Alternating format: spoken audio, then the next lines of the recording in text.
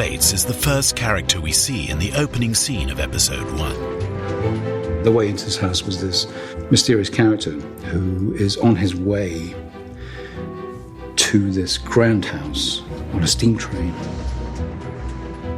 Hello? I'm John Bates, the new valet. The new valet? That's right. John Bates is a military man. He is from an Irish-Scottish background. He was injured in the Boer War, fighting alongside Lord Grantham. He was taken on as an employee of the house, largely out of a sense of duty from Lord Grantham. What happened?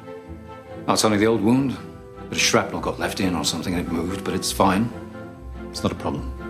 And you'd let me know if you felt it was all too much for you?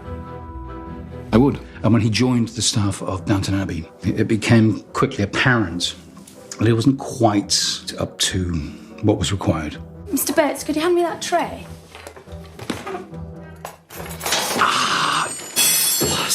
I'll do it. And in the first episode, Bates very nearly leaves because he's not fit for purpose. The plain fact is, Mr. Bates, through no fault of his own, is not able to fulfill the extra duties expected of him. Bates knew that inevitably that would mean the workhouse for a lame man, at that age, and this was his last chance. I am very eager to stay, my lord. Very eager indeed. I mean to help until you find something. I couldn't take your money, my lord. I can take wages for a job done, that's all. Without pleading or without begging or without reams of dialogue, we conveyed a lot. Very good, my lord. Lord Grantham saved his life by the simple act of employing him. Wait! Get out, Bates. Get back inside, and we'll say no more about it.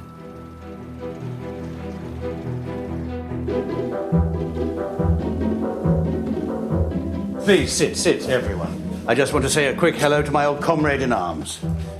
Bates, my dear man, welcome to Downton. Thank you, sir.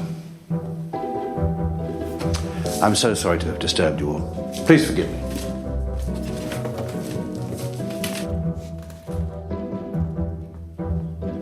You never asked. The staff didn't take particularly well to him. Bates, you all right? Perfectly, my lord. There was confrontation, there was rivalry. I can't believe I've been passed over for Long John Silver. There was a great dynamic between Bates and Thomas. I remember series 1 and 2, every time we looked at each other, it was like we were sucking bitter lemons or something. They really hated each other. Now you listen. You filthy little rat. If you don't lay off, I will punch your shining teeth through the back of your skull. Is this supposed to frighten me, Mr. Bates? Because if it is, it isn't working. He was kind of conniving and hiding stuff, creating false crimes in order to get rid of this man. I hope they find that snuff box. What happens if they don't? They'll organise a search, won't they? I wouldn't be Mr. Bates, not for all the tea in China. I think Bates' contention with Thomas is because of his behaviour. She only tried to give me orders. You mean she mistook you for a servant? But he's a servant. Don't tell him that. He'll never get over this shock.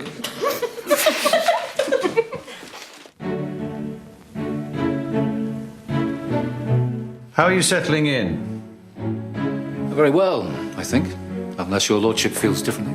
Bates is Lord Grantham's valet. He's there to service his requirements in whatever way is necessary. I nearly put out the new dinner jacket, my lord, but then Mr. Carson said the Dowager was dining here. Quite right. Mustn't frighten the horses.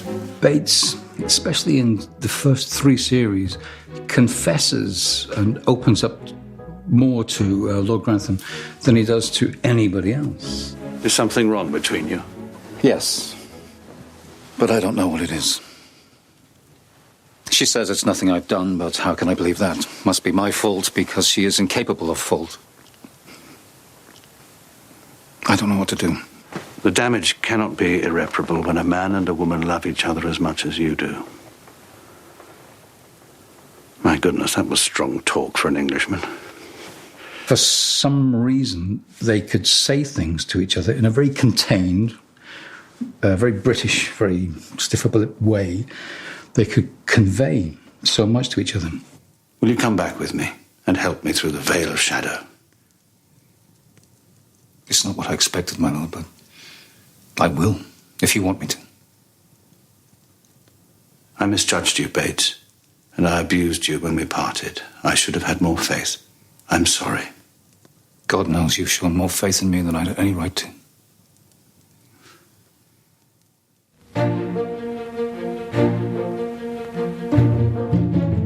Alone at last? Despite his unpopularity amongst the downstairs staff, Bates's arrival was welcomed by Lady's maid Anna May Smith. When he's first introduced to, there's this one moment where Bates walks past Anna and they just look at each other and she just smiles at him. And it's not a smile of pity, it's a smile of two humans who just connect very gently. When Mr. Bates is told that he's going to leave, Anna takes him a tray up to his room. He's obviously quite upset. Mr. Bates? Are you there? They don't even know each other. I don't think they've even had a conversation. There's a dynamic in those early scenes, if you look at them, for me, which I love. I'm ever so sorry you're going. I'll be all right. Tell us, when you're fixed, just drop us a line. Else I'll worry. Well, we can't have that. And I thought that was so touching, the way it was written, and we both really enjoyed doing that scene. That was one of our first kind of big scenes together. Sad to think about. It's always sad you love someone who doesn't love you back, no matter who you are.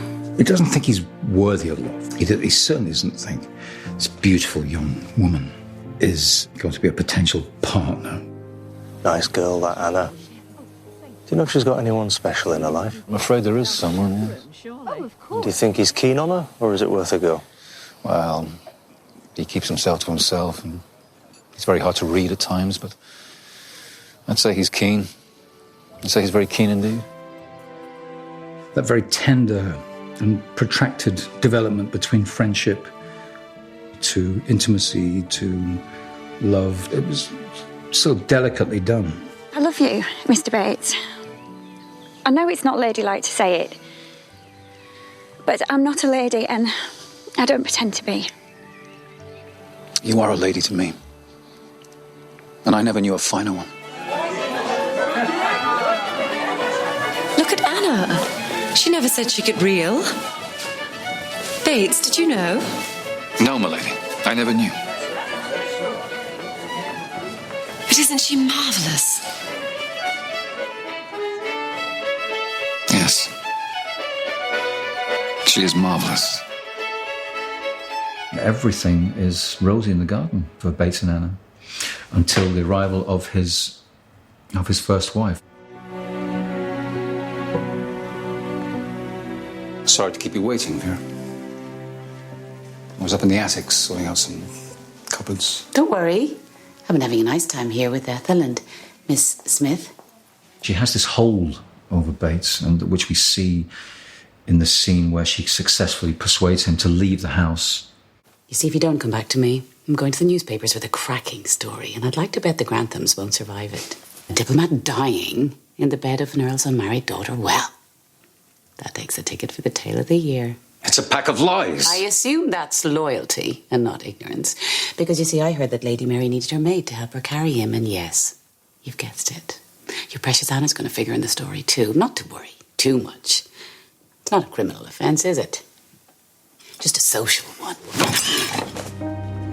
She's thrown a spanner in the works for them, which is exactly her intention. What do you want from me? Firstly, hand in your notice. Tonight.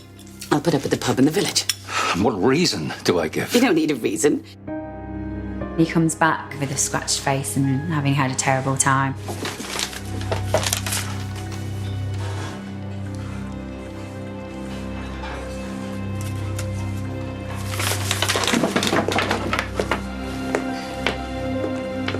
What was that about? His wife's dead. Things obviously are not looking rosy for Mr. Bates as such in terms of the police after Vera's died. Anna just decides that, you know, we are going to be married. With this ring, I plight thee my troth. With this ring, I plight thee my troth. It was a registry service, you know, it wasn't a big old white wedding. And it was a magical moment. They've overcome all these obstacles and they've got married. It's a very beautiful moment. And we think that's it for them. Well, Mrs. Bates, you've had your way with me.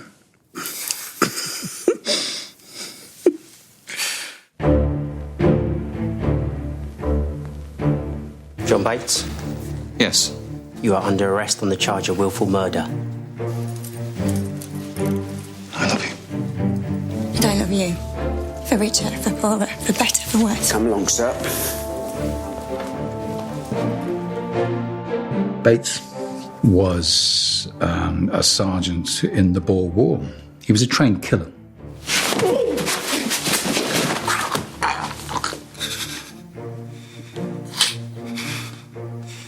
Don't ever threaten me. I forgot I was sharing a cell with a murderer.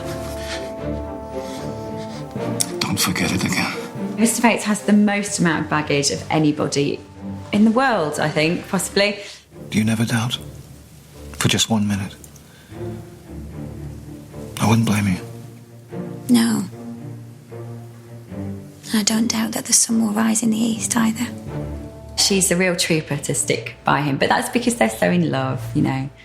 I'm ever so sorry to interrupt, my lord, but Mrs. Bartlett has given a statement that'll clear him.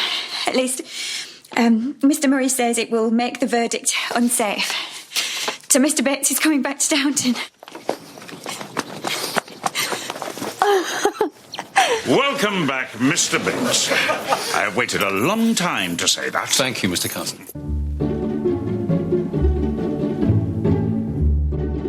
After his exoneration, Mr. Bates was finally given a glimpse of happiness with his new wife. Beer? That's very racy of you. I am racy.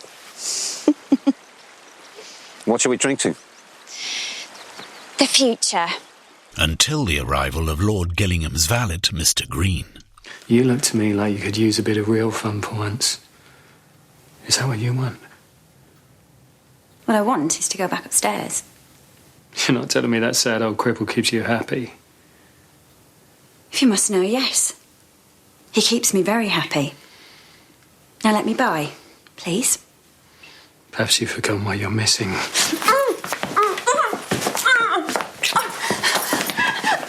I knew something wasn't right, but I didn't know what happened. What's the matter? Nothing. I just feel like walking on my own, that's all.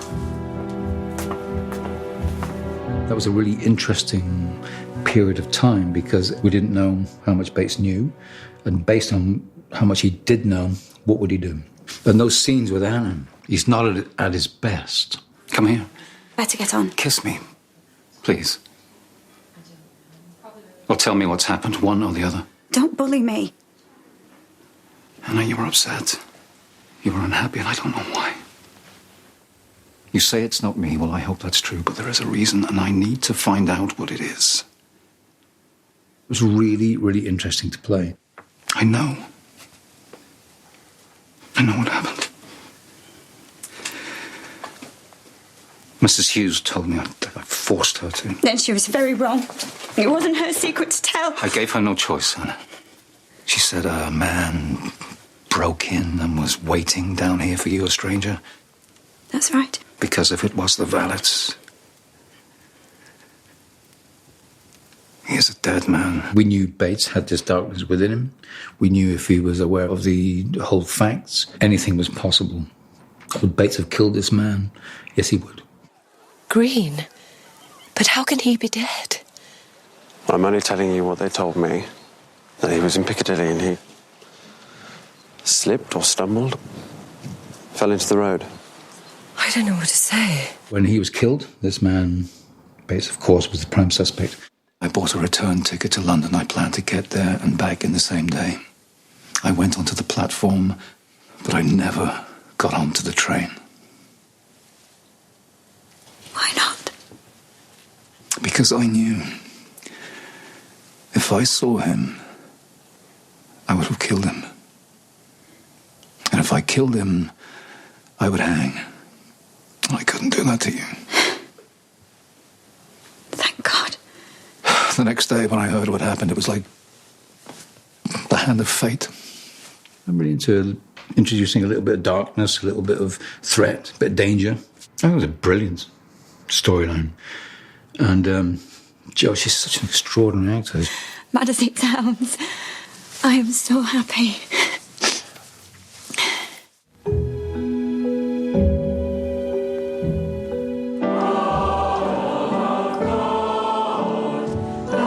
Happy Christmas. The whole green nightmare is gone, thank God. And then everything becomes quite pedestrian for the Bates, quite frankly, for most of Series 6. You're not. Too early to tell. Lord knows the problem isn't Bates. Honestly, my lady, if I repeated some of the things you say downstairs... Should you be working? I can manage, and there's always Baxter. And it ends with us having our dream ending. Are you really happy? I'm happier than I've ever been. Happy, impatient, excited. Don't say too much. It frightens me. We've still got months. Nothing will go wrong. They become parents. They become very, very happy. I am a father, and I have a son. We have a son, John.